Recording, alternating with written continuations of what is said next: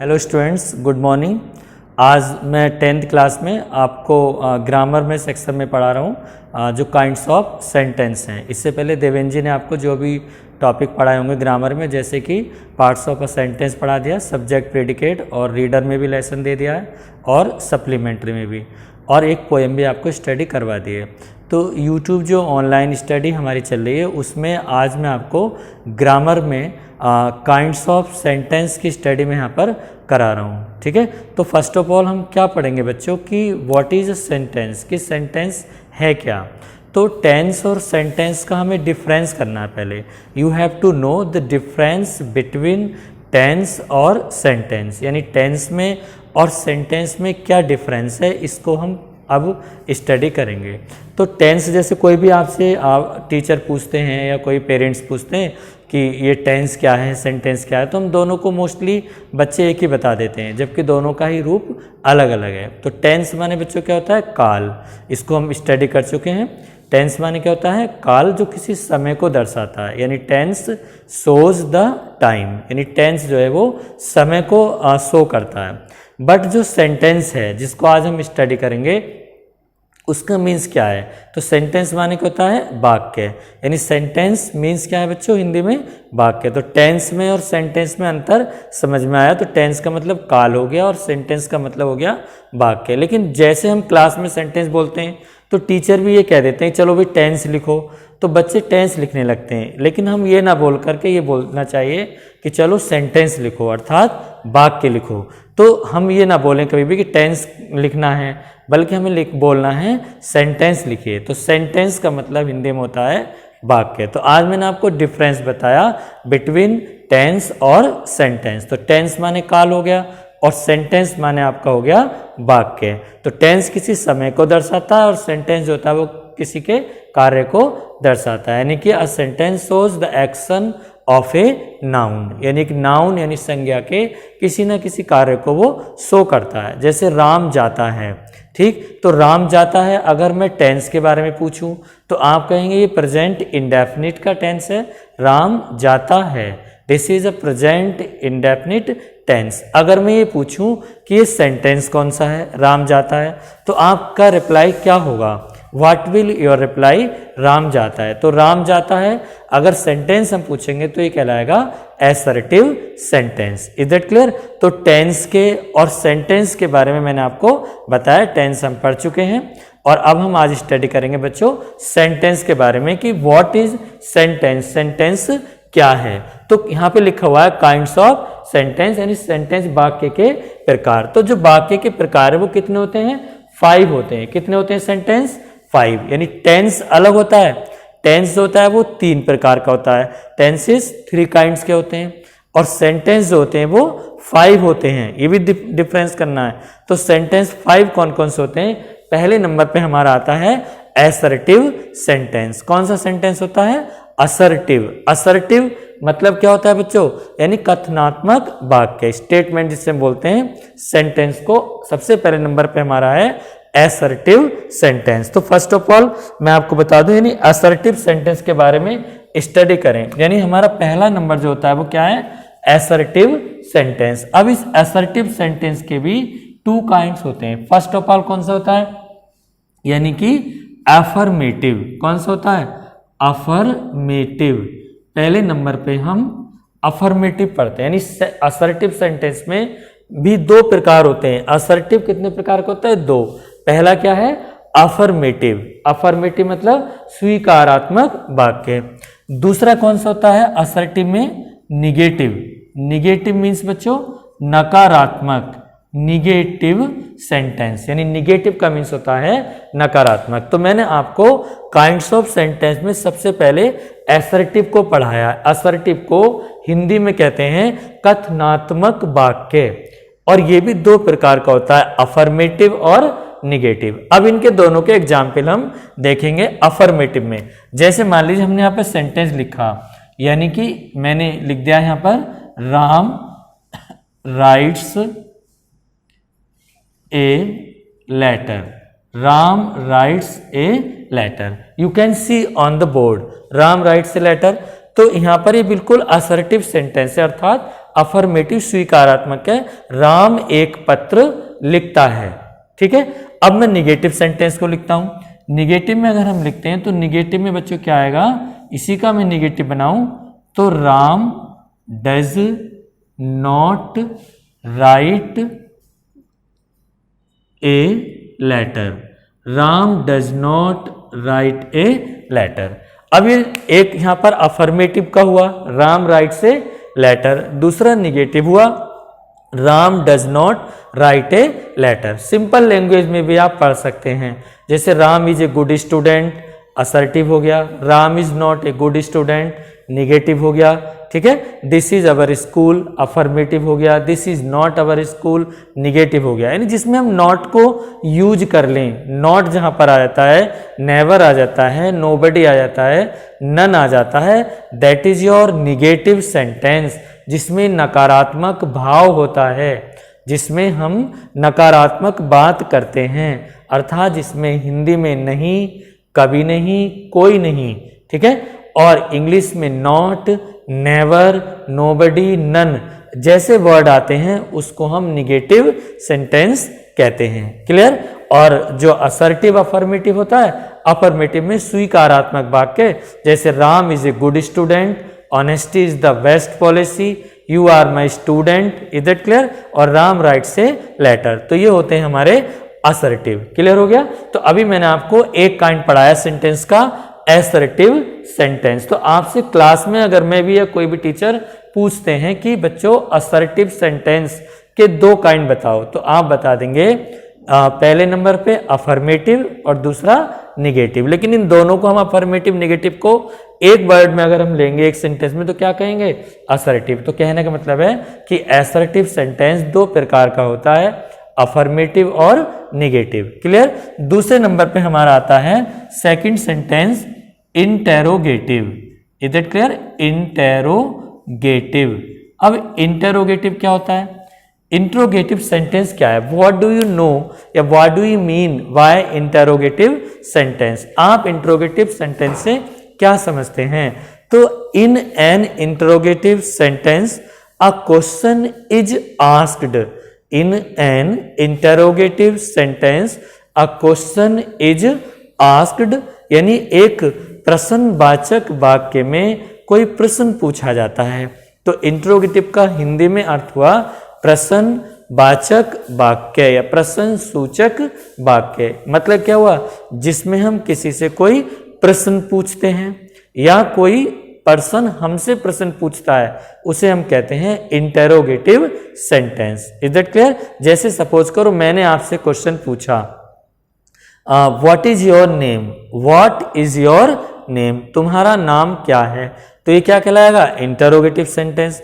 ऐसे मैंने पूछा वेयर डू यू लिव, आप कहाँ रहते हो, तो ये भी क्या कहलाएगा, इंटेरोगेटिव सेंटेंस। ऐसे मैंने पूछा do you read your book daily, do you read your book daily, daily, तो ये भी आपका क्या हुआ, इंटेरोगेटिव सेंटेंस हुआ। तो आपसे कोई पूछे कि इंटेरोगेटिव की आइडेंटिफिकेशन, पहचान क्या है, तो आप इसको बता देंगे कि in an interrogative sentence a question is asked, यानी एक प्रश्नवाचक वाक्य में किसी के द्वारा किसी से कोई प्रश्न पूछा जाता है और इसकी सबसे आसान पहचान होती है and a question mark is put, and a question mark is put in the end of the sentence. Is that clear. यानी in an interrogative sentence a question is asked and a question mark is put in the end of a sentence, यानी sentence के अंत में कोई ना कोई क्या होता है बच्चों, यानी क्वेश्चन मार्क दिया होता है। ये भी टू टाइप्स होते हैं। टू टाइप्स कौन कौन से होते हैं, जो स्टार्ट होते हैं किससे, हेल्पिंग वर्ब से, यानी कि बिगिन विद हेल्पिंग वर्ब। जैसे मैंने यहाँ पे लिखा, देखिए do you call me, do you call me, is that clear. अब यहां पर do you call me, last में आप देखिए इन the end of the sentence क्या लिखा हुआ बच्चों, यहाँ पे क्वेश्चन मार्क पुट है, यहाँ पर क्वेश्चन मार्क रखा गया है। तो क्वेश्चन मार्क का मतलब होता है कि हम कहीं पर किसी से कोई प्रश्न पूछते हैं, जबकि ऊपर के सेंटेंस में क्वेश्चन मार्क नहीं है, there is only full stop. तो वहां पर वो असर्टिव सेंटेंस शो हो रहा है। लेकिन यहाँ पर क्वेश्चन मार्क है, तो जहां पर किसी सेंटेंस के अंत में क्वेश्चन मार्क आता है, प्रश्नवाचक चिन्ह आता है, that is our interrogative sentence. तो पहला काइंड मैंने इंटरोगेटिव में बताया जो हेल्पिंग वर्ब से शुरू हो रहा है।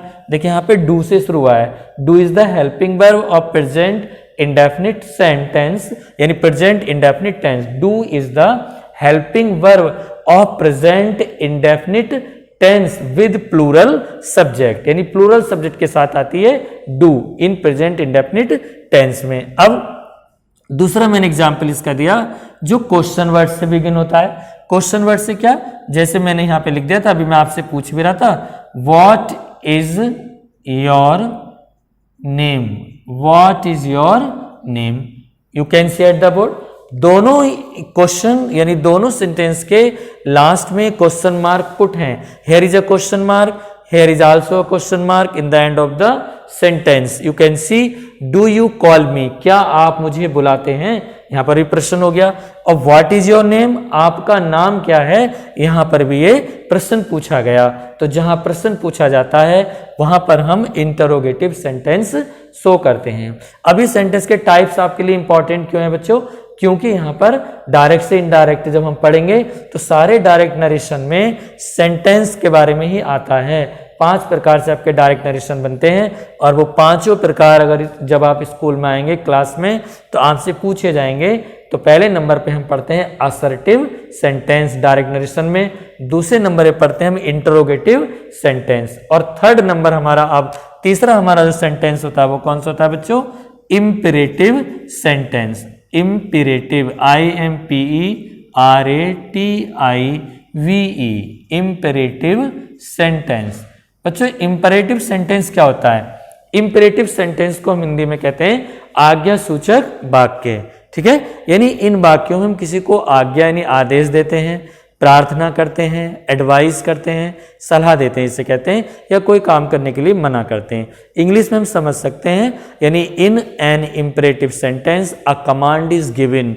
Is that clear, in an imperative sentence a command is given, यानी आज्ञा दी जाती है। अब आज्ञा कैसे दी जाती है, जो टीचर्स होते हैं वो बच्चों को मोस्टली आदेश देते हैं, आज्ञा देते हैं। जैसे क्लास टीचर ने कहा स्टैंड अप, खड़े हो जाओ, ठीक है। प्रिंसिपल ने कहा ब्रिंग द वाटर, ठीक है। और जो भी हमारे बड़े होते हैं, बॉस होते हैं, वो हमें आदेश देते हैं, आज्ञा देते हैं। तो यहाँ पर ऑर्डर हुआ, ठीक। दूसरी तरफ हम एडवाइस करते हैं, एडवाइस क्या हुआ, वर्क हार्ड, मेहनत करो, ये एडवाइस हो गया। Do not waste your time, अपना समय बर्बाद मत करो, ये एडवाइस हो गया, ठीक है। और वॉक टू द लेफ्ट, यानी कि बाएं को चलो, ये भी हमारे लिए क्या हुआ, एडवाइस हुआ। तो जहां पर हमारे बड़े, हमसे छोटे, हमारे पेरेंट्स, टीचर्स और हमारे जो रिलेटिव्स या फ्रेंड सर्कल होते हैं जो हमें एडवाइस करते हैं, वो इंपेरेटिव सेंटेंस में आता है। नेक्स्ट हमारा इंपेरेटिव सेंटेंस में, जैसे मैं आपको बता दूं कि ऑर्डर कहां पर हुआ है, जैसे हमने यहां लिखा, यानी इसकी पहचान क्या है बच्चों, ये जो बिगिन होते हैं यानी ये वर्ब की फर्स्ट फॉर्म से शुरू होते हैं, इसमें कोई भी क्वेश्चन मार्क नहीं आता, ठीक है, और ना कोई सब्जेक्ट का यूज होता है। यानी इंपेरेटिव सेंटेंस की अच्छी पहचान क्या है, व्यावहारिक रूप से मैं आपको बता रहा हूं कि एक तो इंपेरेटिव सेंटेंस में कोई सब्जेक्ट यूज नहीं होता, ठीक है। अगर होता भी है तो सेकंड पर्सन यूज होता है। कौन सा पर्सन यूज होता है, सेकंड पर्सन यू यूज होता है। अदरवाइज वर्ब की फर्स्ट फॉर्म से हम स्टार्ट करते हैं, बिगिन करते हैं, या फिर वर्ब की फर्स्ट फॉर्म से ना करें तो डू नॉट से बिगिन करते हैं, डू नॉट, या हम बिगिन करते हैं प्लीज से, इज दैट क्लियर, प्लीज कहीं पर आता है, या हम करते हैं नेवर से, ठीक है, या ऑलवेज से, किससे करते हैं, ऑलवेज, इज दैट क्लियर। और भी हम देख सकते हैं, तो इंपेरेटिव सेंटेंस को बिगिन करते हैं वर्ब की फर्स्ट फॉर्म से। हिंदी में बता दूं कि इंपेरेटिव सेंटेंस में हम जो वाक्य देखते हैं सेंटेंस, उसमें कोई क्वेश्चन मार्क नहीं आता, कोई सब्जेक्ट यूज नहीं होता। अगर सब्जेक्ट यूज होता है तो सेकंड पर्सन यू का प्रयोग करते हैं, क्लियर। तो वर्ब की फर्स्ट फॉर्म से, जैसे मैंने कहा, आपको मैंने ऑर्डर दिया, यानी कि open your books, open your books, अपनी किताबें खोलो, open your books. You can C open यहां पर क्या है बच्चों, वर्ब की फर्स्ट फॉर्म है। तो मैंने आपको ऑर्डर कर दिया, ओपन योर बुक्स, अपनी किताबें खोलो। तो ये वर्ब की फर्स्ट फॉर्म से शुरू हुआ। जो अच्छे बच्चे वो समझ रहे होंगे कि वर्ब की फर्स्ट फॉर्म से जो सेंटेंस शुरू होता है दैट इज इंपरेटिव सेंटेंस। दूसरा हमारा आता है डू नॉट वाला। मैंने आपसे कहा do not make a noise, मैं आपको अक्सर क्लास में डांटूं तो do not make a noise, शोर मत मचाओ, do not make a noise. तो डोंट मेक अ नॉइज भी बोल देते हैं। Do not play with fire, आग से मत खेलो। Do not waste your time, अपना समय बर्बाद मत करो। Do not make a noise, ठीक है। डोंट एब्यूज द पुअर, गरीबों को गाली मत दो। डोंट इंसल्ट द पुअर, गरीबों का अपमान मत करो। ये सब क्या है बच्चों, इंपरेटिव सेंटेंस है। नेक्स्ट टर्न पे हमारा प्लीज से जो बिगिन होता है, you can C at the board, ये मैंने आपके लिए यहां पर सेंटेंस लिखा, please help me, please help मी। यहां पर आप सेंटेंस देख सकते हैं, प्लीज से बिगिन हुआ है, प्लीज हेल्प मी, कृपया मेरी मदद करो। तो यहां पर रिक्वेस्ट का भाव प्रकट हो रहा है, please help me, kindly grant me leave for one day. तो please help me, please do not disturb me, ठीक है, please don't leave me alone. तो इस तरह से जहां पर प्लीज वर्ड आ जाता है, प्लीज से इंग्लिश में आपको आइडेंटिफिकेशन बताई जा रही है वर्ब की फर्स्ट फॉर्म से, open your books, do not make a noise, please help me. Never से मैंने आपको एडवाइस किया, never tell a lie, never tell a lie means क्या हुआ इसका, कभी झूठ मत बोलो, नेवर टेल ए लाइज। तो यहां पर भी ये आपको एडवाइस किया जा रहा है, मदर आपकी एडवाइस करती होंगी, never tell a lie. Is that clear? Next आता है ऑलवेज। ऑलवेज से मैं बिगिन करता हूं sentence, always speak the truth, always speak the truth, सदैव सत्य बोलो, always speak the truth. Is that clear? तो यहां पर मैंने आपको इंपरेटिव में स्टार्टिंग में बताया था कि किसी को हम आज्ञा देते हैं, किसी को हम परामर्श सलाह देते हैं, किसी को हम रिक्वेस्ट करते हैं, किसी को हम कोई काम करने के लिए मना करते हैं, और इनकी पहचान मैंने आपको बताई। तो इंपरेटिव सेंटेंस एक्टिव से पैसिव में आपके काम आएगा बच्चों, और डायरेक्ट से इनडायरेक्ट में भी काम आएगा। इसलिए आज इनकी पहचान को नोट कर लेना, और जो वीडियो में आपको ये पढ़ा रहा हूँ, सुना रहा हूँ, इसको सुन करके अपनी कॉपी में कवर अप कर लेना। नेक्स्ट हमारा 4th नंबर पे आता है एक्सक्लेमेटरी। बस 2 सेंटेंस और है, 5 मिनट और लगेंगे। Exclamatory, METORY, exclamatory sentence. ये क्या होता है बच्चों? एक्सक्लेमेटरी सेंटेंस को हम हिंदी में कहते हैं विस्मय आदि बोधक वाक्य। एक्सक्लेमेटरी का मीन्स क्या होता है? विस्मय आदि बोधक वाक्य, जिसमें विस्मय हो जाए। हिंदी वाले सर महेश जी आपको बताते भी होंगे कि विस्मय आदि बोधक क्या होता है, जब महेश जी पढ़ाते होंगे हिंदी में, तब आप उनसे और अच्छे से पूछ सकते हैं। विस्मय यानी कि मुझे अगर आता भी होगा तो एक्सक्लेमेटरी यानी विस्मय आदि बोधक वाक्य, जिसमें अचानक में किसी चीज को, किसी बात को बिना सोचे विचारे, विदाउट प्रीवियस थॉट और एक्शन वी कैन एक्सप्रेस, यानी कि पुरानी पिछली बातों को बिना सोचे बिना विचारे हम जो बोल देते हैं, मन का भाव आता है, उसे हम एक्सक्लेमेटरी कहते हैं। और इसकी सबसे अच्छी पहचान क्या है कि इन द एंड क्या आता है बच्चों? मार्क ऑफ एक्सक्लेमेशन आता है। एक्सक्लेमेशन मतलब विस्मय आदि बोधक चिन्ह, ऐसे एक डंडा नीचे पॉइंट, यानी कि एक एक्सक्लेमेटरी मार्क अर्थात विस्मय आदि बोधक चिन्ह। इसकी क्या खास बात पहचान होती है? जैसे हम कह सकते हैं, मान लीजिए आप गर्म चाय पी रहे हैं, गर्म चाय में आपकी उंगली चली गई, तो आप सोचते थोड़ी हैं कि आप पहले ये बोलेंगे बाद में, लेकिन जैसी उंगली चाय में जाती है तो आपके मुंह से तुरंत दुख का भाव प्रकट होता है। खुशी में आप पास हो गए 10th में, आपके 9th में पास हुए 10th में, या कोई अच्छी बात आपने की तो तुरंत आपके मन से निकलता है खुशी के कोई वर्ड आते हैं, ठीक है, मैच जीत जाते हैं इस तरह से। फिर नेक्स्ट हमारा जैसे कह सकते हैं आश्चर्य होता है। आश्चर्य का भाव क्या? आपने कोई भी नई चीज देखी, कोई नई बात सुनी, तो आपको एकदम आश्चर्य आता है और आप कहते हैं वाओ व्हाट अ मैन, एकदम आप आश्चर्य में बोल जाते हैं। व्हाट अ नाइस मैन, आप कहते हैं व्हाट अ ड्रेस, ठीक है, what a jeans, what a pen और what a joke. Is it clear? तो इस तरह से हम व्हाट का यूज कर लेते हैं बिना इंट्रोगेटिव के भी। व्हाट अ मैन, क्या आदमी है ये। व्हाट अ सीन, क्या दृश्य है ये। Is it clear? ऐसे हाउ से हम यूज कर सकते हैं, हाउ क्लेवर यू आर। तुम कितने चतुर हो।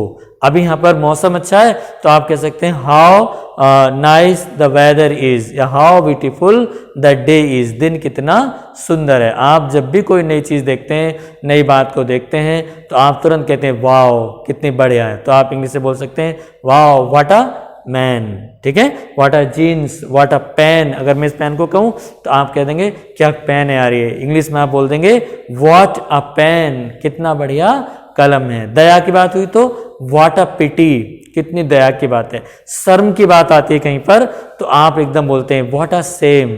व्हाट इज सेम का मतलब कितनी शर्म की बात है ये। Is that clear? तो ऐसे करके एक्सक्लेमेटरी में हम हाउ से, व्हाट से, एलाज से, ओहो से, हुर्रे से, ठीक है, आह से। तो इस तरह से हम यहाँ पर वर्ड यूज करते हैं। जैसे हमने यहाँ पर लिखा, शॉर्टली मैं आपको बता रहा हूं। जैसे पहले नंबर पे आपने कहा एलास, देखो बच्चों, alas he failed, alas he failed. Is that clear? तो यहाँ पे दुख का भाव हुआ, एलास ही फेल्ड, अरे हाय वह फेल हो गया, ठीक है, दुख की बात हुई। दूसरा हम यहाँ पे लिख सकते हैं hurray, HURRAH, hurray. We have won the match, we have won the match, we have won the match. Is that clear? तो we have won the match, यहां पर भी खुशी की बात हुई, प्रसन्नता का भाव हुआ। तो जहां पर एलास आएगा इंग्लिश में, ठीक है, तो दुख के लिए आता है। हुर्रे आएगा खुशी के लिए आता है। ओहो, आहा, ठीक है, ये सब क्या है, आश्चर्यचकित बातें हैं और दुख से संबंधित बातें हैं। Hurray, alas. ऐसे यहां पर नेक्स्ट हमारा आया, जैसे मैंने कहा था अभी आपको, what a pity. What a पिटी मतलब कितनी दया की बात है। What a pity. Is it clear? अभी मैंने बताया जैसे गोपाल बहुत शैतानी करते हैं तो हम उनको ही बोल देते हैं, ठीक है। तो व्हाट अ नॉटी चाइल्ड, यानी कितना शैतान बच्चा है। तो यहां पर भी क्या हो गया, ये आश्चर्यचकित बात की गई। नेक्स्ट हमारा यहां पर आता है हाउ से शुरू होता है। जैसे मैंने यहां पे सेंटेंस लिखा, हाउ क्या था, हाउ नाइस या how hot the day is, how hot the day is, दिन कितना गर्म है। तो यहां पर भी आश्चर्यचकित बात हुई, तो वो हमारा कहलाता है यानी exclamatory sentence. Next number last में 5 मैं आपको शो कर रहा हूं यहां पर बोर्ड पर। 5 नंबर पे बच्चों आता है ऑप्टेटिव सेंटेंस। ऑप्टेटिव सेंटेंस क्या होता है? Optative sentence. इसमें क्या होता है, इसको हम बोलते हैं इच्छा सूचक वाक्य। क्या बोलते हैं? इच्छा सूचक वाक्य। इसमें इच्छा की बात की जाती है। जैसे ऑप्टेटिव, सबसे अच्छा सेंटेंस, बहुत इजी वे में मैंने आपको बताएं। तो फर्स्ट ऑफ ऑल ऑप्टेटिव में आप जब स्कूल में आते हैं तो आप हिंदी में अभिवादन करते हैं, इंग्लिश में आप सुबह उठें तो अपने पेरेंट्स को सबसे पहले आप क्या विश करेंगे? Good morning. Good morning mom, good morning dad. फिर स्कूल में आकर के भी आप विश करते हैं गुड मॉर्निंग। तो जितनी विशेष होती हैं, गुड मॉर्निंग है, गुड इवनिंग है, गुड डे है, गुड आफ्टरनून है, ठीक है। तो जहां पर ऑप्टेटिव सेंटेंस होता है तो उसमें हम किसी को गुड इवनिंग बोलते हैं, गुड डे बोलते हैं, गुड नून और गुड आफ्टरनून बोलते हैं, ठीक है। नेक्स्ट अभी जैसे मैंने इसमें सेंटेंस लिखा, गुड मॉर्निंग स्टूडेंट्स, ठीक है, गुड मॉर्निंग स्टूडेंट्स।